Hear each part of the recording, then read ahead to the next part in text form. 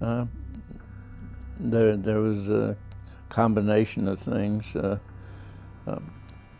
hard part was moving the dead people out so that they weren't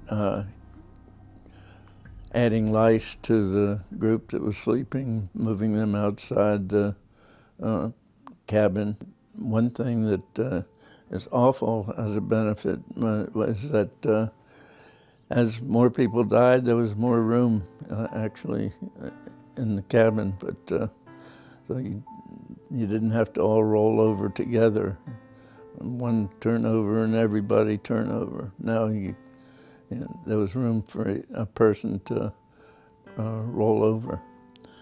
But I used a route that we'd learned going to the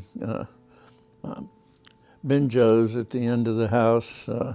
They had a little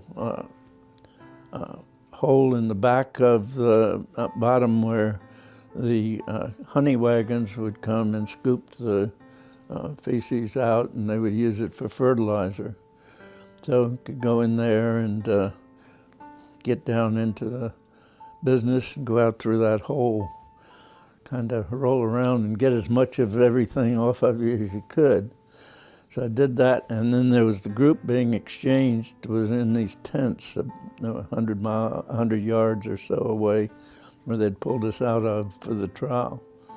And so I went into the group that was being exchanged, and they would call rolls and put the people in trucks and take truckloads out. The last truckload, they didn't call a roll, they just took everybody and put them on the truck. So when we got to Panmunjom, they